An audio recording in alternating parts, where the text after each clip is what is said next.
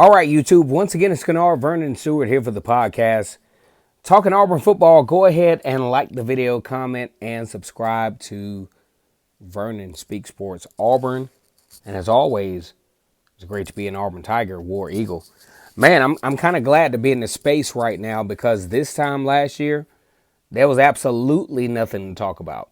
No spring practice, no spring game. But now, for you biscuit for gravy eating, one traffic light town living jokers in Alabama and in the deep South that love Auburn, that live, probably have migrated to, you're in the military, you're living in different areas of the country.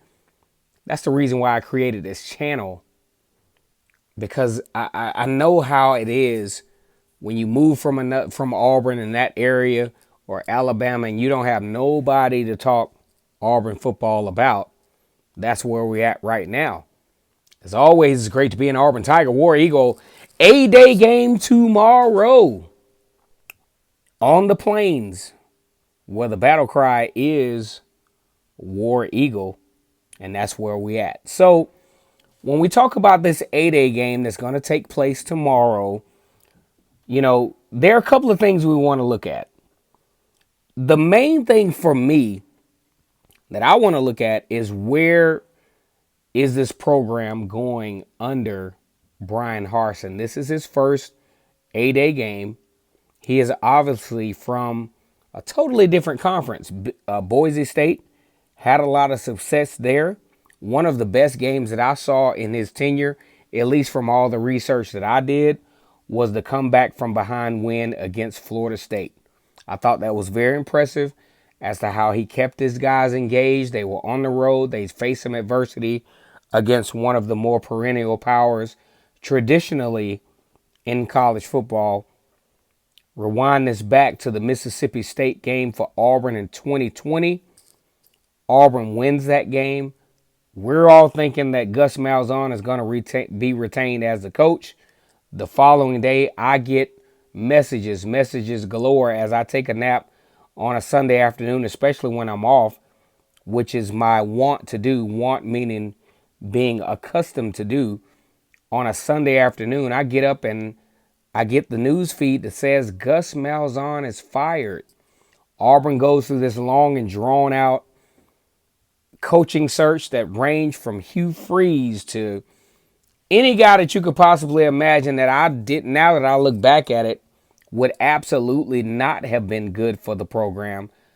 I think Auburn may have gotten the situation right with Bryan Harsin. So this is my first bullet point of the A-Day preview, is Bryan Harsin. One of the things that I really genuinely enjoy about Bryan Harsin is, one, he's a young guy. Not to discount the old guys, but I really like the fact that he's a young guy.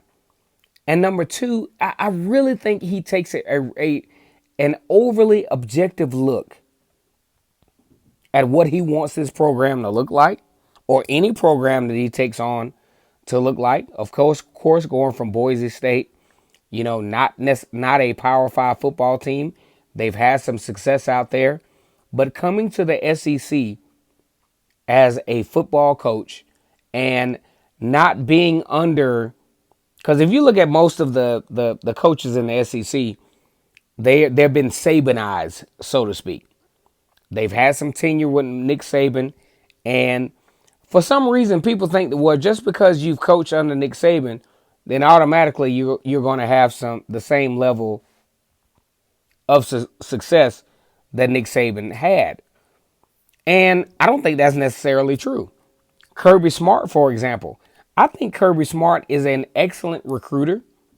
I think he's an excellent SEC coach out at Georgia.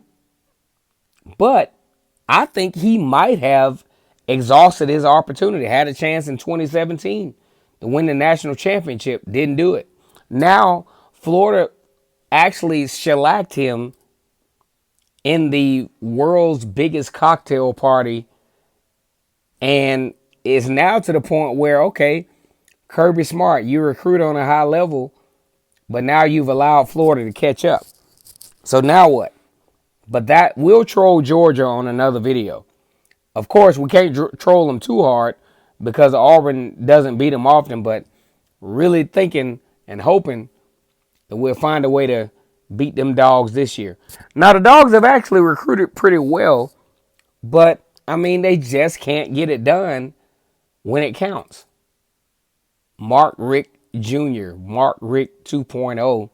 Yes, I'm trolling them dogs because they win the national championship every year on signing day, but you got to make it happen on the field. So let's talk about Auburn, though. When we talk about this A-Day game coming up, what are some of the things that we're looking at? Well, number one, not been publicized, not been talking about, but it's an elephant in the room as far as the quarterback battle. I'm talking about a situation between Bo Nix and presumably Demarcus Davis from Houston. These guys are similar. Both guys were heralded in their state as some of the best quarterbacks in their state.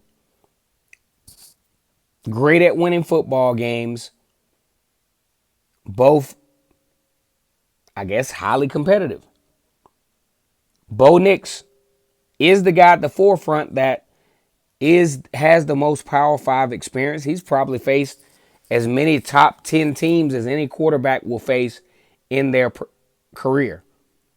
But the thing about Bo Nix is, and even Brian Harsin talked about this, that, something that makes me think, well, man, and reading between the lines, does Brian Harsin have a little doubt in Bo Nix as to whether he could possibly be the leader of this team?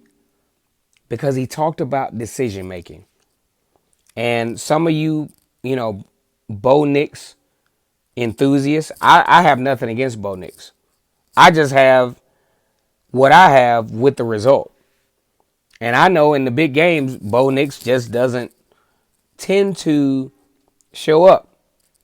Now, we can talk all about the offensive line. We can talk about all of the other scenarios. Now, here's a couple of things we'll give Bo Nix a pass on. Number one, I don't think his coaching staff gave him the best possible situation to be successful. Because if I have an anemic offensive line, I'm doing quick stuff. I'm not allowing Bo Nix to drop back and try to read coverages and basically throw the ball at the offensive line's feet. That's not what I'm doing. I'm doing quick strikes. I'm really taking advantage of the intermediate passing game. That's what I'm doing. But his coaching staff didn't do that. So that left him in a very vulnerable position as far as what his capabilities are. Now, we rewind this back to when Bo Nix was in high school. Around 60% passing. How, we talk about 5-star recruits. Most of the 5-star recruits probably throw a little bit better as far as percentage than that. But Bo Nix was one of the more successful quarterbacks in Alabama history, so we won't harp on that. But we want to see, this is what I want to see. I want to see the dynamic as far as the touches, as far as the repetitions between Bo Nix and Demarcus Davis, because just at the surface, I would assume that these are the two guys battling out for the position from a talent standpoint. And just, all jokes aside, that is what it is. Number two, the defensive side of the football field. Derek Mason said that he felt like he was a kid in the candy shop when it comes to the defense. Why? Now, most of you all, if you all have paid attention to my videos, would know why he said that. Because we're talking about an overlap in talent defensive-wise from the last couple of recruiting classes, maybe the last 3. Derek Mason has access to 12 to 13 guys that he can rotate at the defensive line.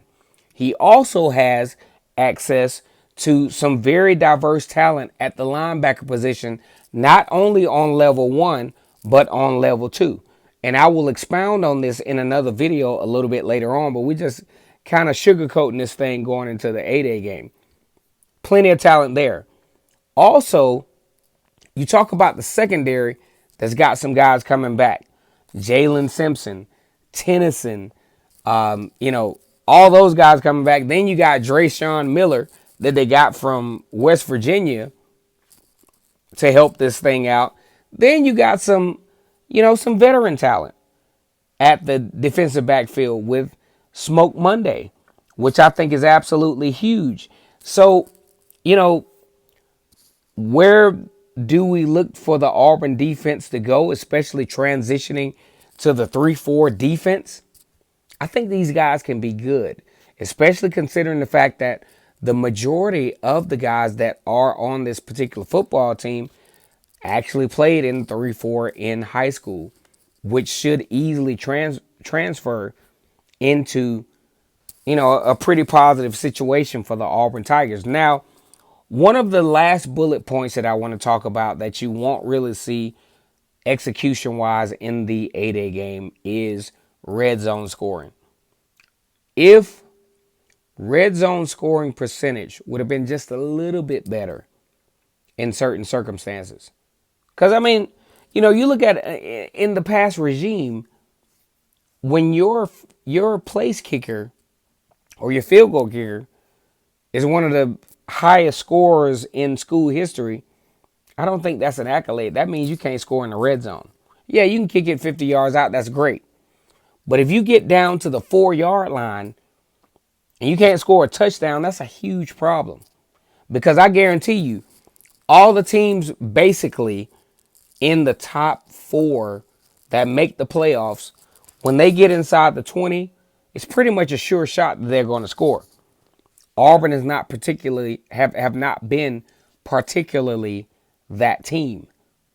That is a stat that definitely has to change.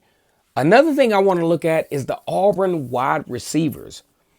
Because I think, if you're going to be an elite team, especially in one of the hardest conferences, obviously one of the hardest sub-conferences to play in the SEC, now you have Ole Miss that could be a factor.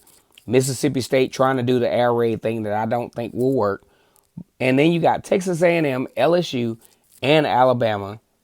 And, I think it could be tough for you. So to think that you're going to have a guy like Tank Bigsby, who I think is one of the better running backs in the country, even at 1,200 yards, let's just say he gets 1,200 yards, is at the top, for all the running back awards, and also maybe in the top 5 for Heisman.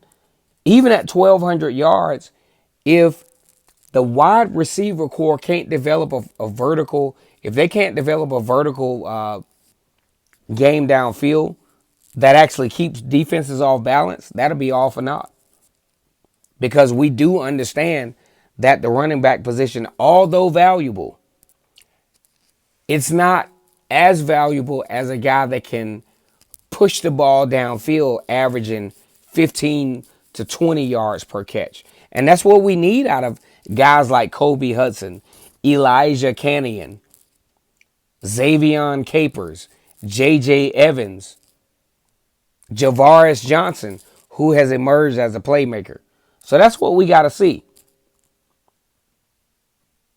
What do we think is going to happen? We're going to see the A-Day game tomorrow.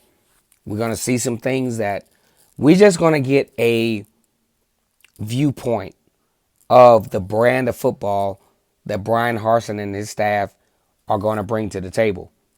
This is my time, guys. Kennard Vernon Stewart here for the podcast. Talking Auburn football, go ahead and like the video, comment, and subscribe. And as always, it's great to be an Auburn Tiger, War Eagle.